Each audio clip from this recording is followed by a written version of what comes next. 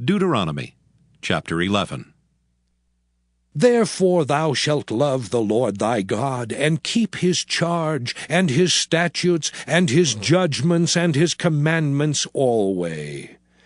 And know ye this day, for I speak not with your children, which have not known, and which have not seen the chastisement of the Lord your God, his greatness, his mighty hand, and his stretched out arm, and his miracles, and his acts, which he did in the midst of Egypt unto Pharaoh the king of Egypt, and unto all his land, and what he did unto the army of Egypt, unto their horses, and to their chariots, how he made the water of the Red Sea to overflow them as they pursued after you, and how the Lord hath destroyed them unto this day, and what he did unto you in the wilderness until ye came into this place, and what he did unto Dathan and Abiram, the sons of Eliab, the son of Reuben, how the earth opened her mouth and swallowed them up, and their households, and their tents, and all the substance that was in their possession, in the midst of all Israel.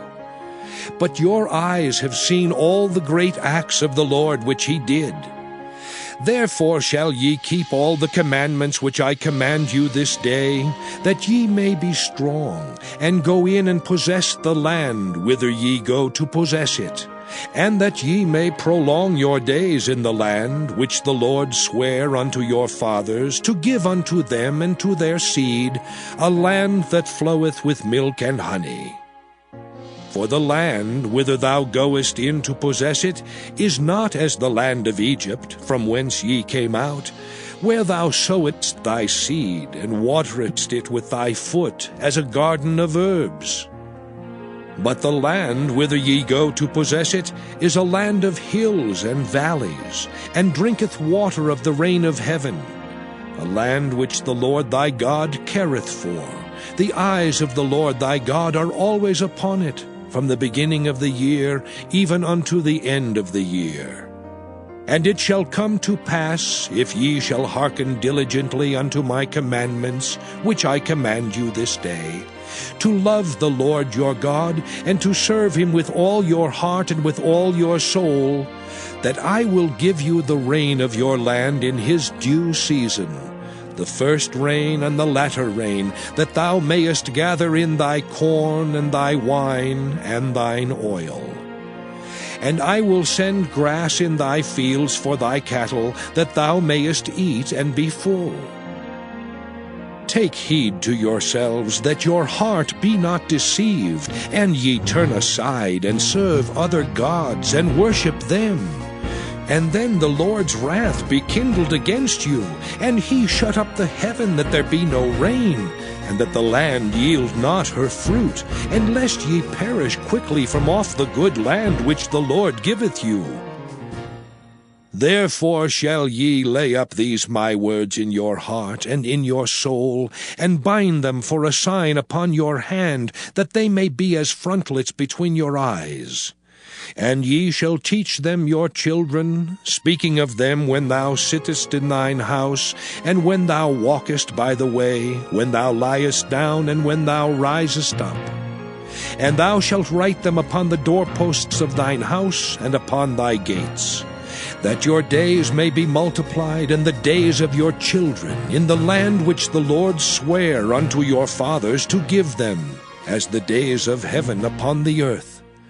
For if ye shall diligently keep all these commandments which I command you, to do them, to love the Lord your God, to walk in all his ways, and to cleave unto him, then will the Lord drive out all these nations from before you, and ye shall possess greater nations, and mightier than yourselves. Every place whereon the soles of your feet shall tread shall be yours.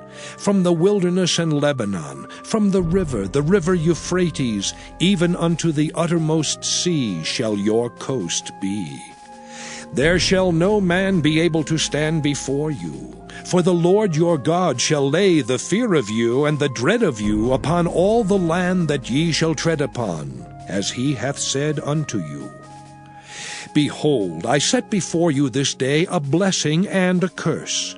a blessing if ye obey the commandments of the Lord your God, which I command you this day, and a curse if ye will not obey the commandments of the Lord your God, but turn aside out of the way which I command you this day, to go after other gods which ye have not known. And it shall come to pass, when the Lord thy God hath brought thee in unto the land whither thou goest to possess it, that thou shalt put the blessing upon Mount Gerizim, and the curse upon Mount Ebal. Are they not on the other side Jordan, by the way where the sun goeth down, in the land of the Canaanites, which dwell in the champaign over against Gilgal, beside the plains of Morah? For ye shall pass over Jordan to go in to possess the land which the Lord your God giveth you, and ye shall possess it and dwell therein.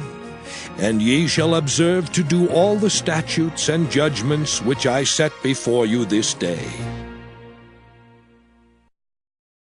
Now in chapter 11, he says, Therefore thou shalt love the Lord thy God, keep his charge, and his statutes, and his judgments, and his commandments always.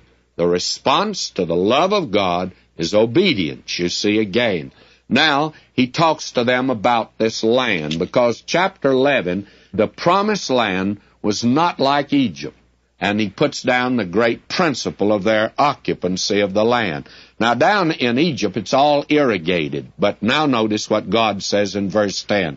For the land whither thou goest in to possess it is not as the land of Egypt, from whence ye came out, where thou sowest thy seed and waterest it with thy foot, as a garden of herbs. It is irrigation, you see. But the land whither ye go to possess it is a land of hills and valleys, and drinketh water of the rain of heaven, a land which the Lord thy God careth for.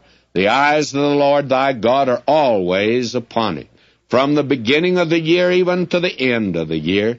And it shall come to pass, if ye shall hearken diligently to do my commandments which I command you this day, to love the Lord your God, and to serve him with all your heart, with all your soul, that I will give you the rain of your land in his due season, the first rain and the latter rain, that thou mayest gather in thy corn and thy wine and thine oil. Now, the reason that land's desolate today, as we'll see in Deuteronomy, is the judgment of God upon it. The minute you put water in that land, the desert blossoms as the rose, but it's water that it needs, and they're having trouble even today to get that water. God says you're dependent on rain from heaven, and he had blessed them if they obeyed him. You can look at the land and see the spiritual condition of the people. Now, the land they were going to was different than Egypt in many ways.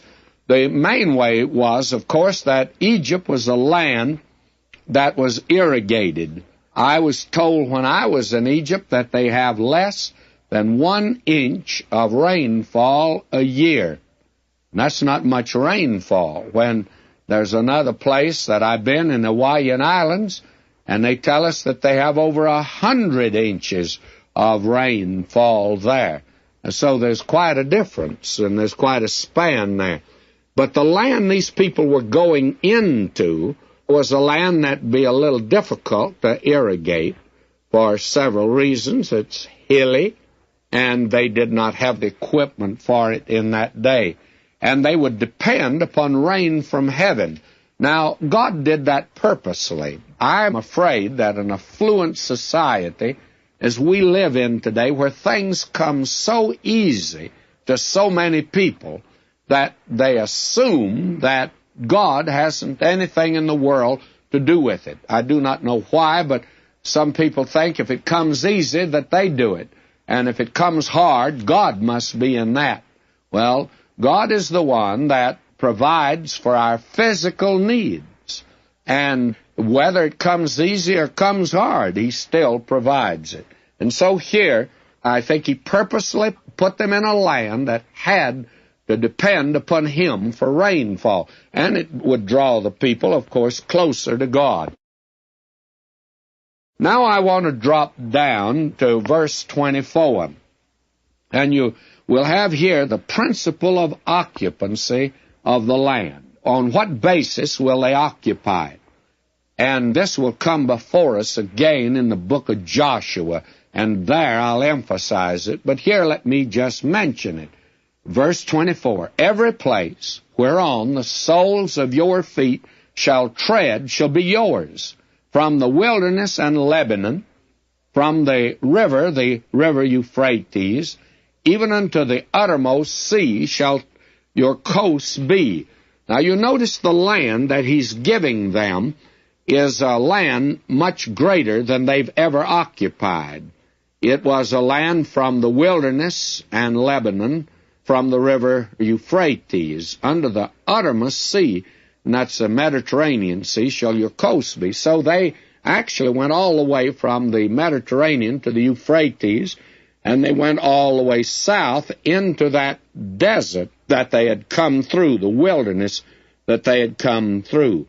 Now, that is a land that is approximately 300,000 square miles. Now, they never occupied but about 30,000 of it, even at the time when the kingdom reached its zenith under David and under Solomon. And now the basis on which they will get it is this: there shall no man be able to stand before you, for the Lord your God shall lay the fear of you and the dread of you upon all the land, that ye shall tread upon as he hath said unto you. Every place whereon the soles of your feet shall tread upon will be yours. Now, they never occupied very much of it, you see. It was given to them, and it was theirs, but they never enjoyed it because they didn't walk upon it. Now, God will tell Joshua when they enter the land, it's yours, it's right here before you. But you will have to go and walk up and down on it. You will have to lay hold of it. Now, there's so many Christians today sitting on the sidelines, and they are poverty-stricken spiritually. And God makes it very clear to them. He says, blessed with all spiritual blessings in the heavenlies.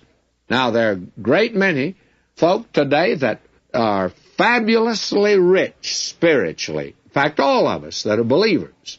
But how many of us are enjoying these spiritual blessings? How many of us have made these spiritual blessings ours today? What a difference there is in believers. And this is the difference. We don't lay hold of our possessions. Now he says here, behold, I set before you this day a blessing and a curse. Now notice that. I set before you this day a blessing. And a blessing if ye obey the commandments of the Lord your God, which I command you this day. Obedience, friends, is the very nub of the entire matter as far as they are concerned. Now, today, obedience is something that has dropped into the background. Now, I personally will not yield to any man more than the fact that I preach the grace of God, that we're saved by grace. We're kept by grace. We grow by the grace of God. And we're going to get heaven by the grace of God. And when we've been there 10 million years, it'll be because of the grace of God. But friends, may I say to you, there are great spiritual blessings today that you're going to miss if you're not obedient unto Him. And we are told, if ye love me, keep my commandments. What a personal, wonderful, glorious relationship this is with God. Now he says, there'll be a blessing if you'll obey Him. But notice, the other holds good too. And a curse if ye will not obey the commandments of the Lord your God, but turn aside out of the way which I command you this day, to go after other gods which ye have not known.